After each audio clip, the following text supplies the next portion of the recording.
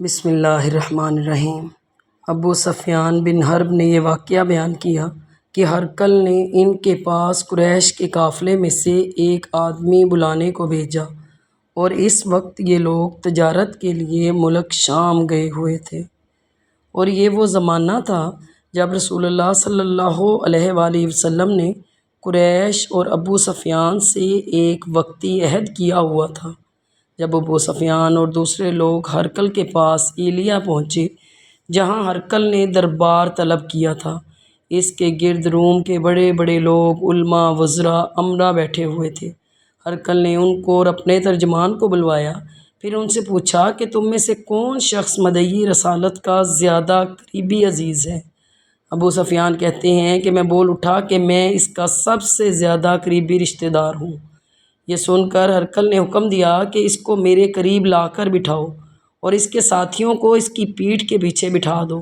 پھر اپنے ترجمان سے کہا کہ ان لوگوں سے کہہ دو کہ میں ابو سفیان سے اس شخص یعنی محمد صلی اللہ علیہ وسلم کے حالات پوچھتا ہوں۔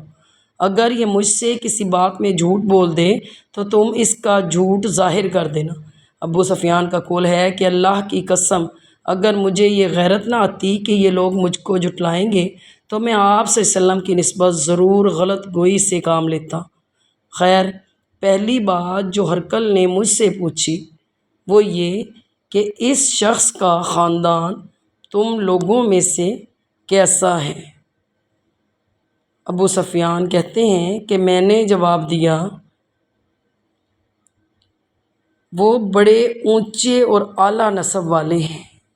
کہنے لگا، اس سے پہلے بھی کسی نے تم لوگوں میں سے ایسی بات کہی تھی؟ میں نے کہا نہیں۔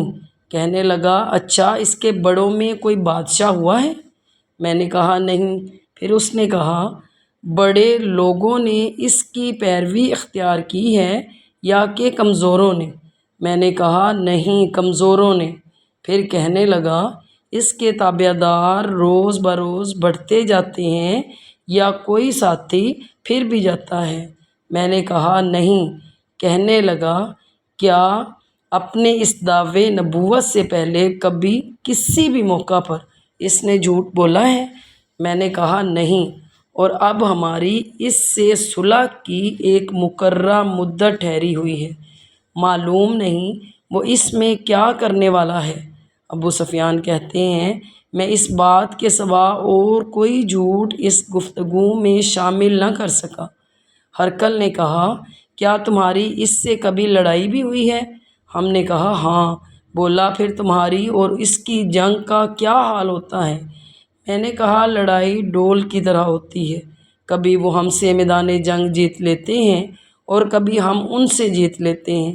ہرقل نے پوچھا، وہ تمہیں کس بات کا حکم دیتے ہیں؟ حدیث نمبر 7، صحیح بخاری، پارٹ نمبر 1۔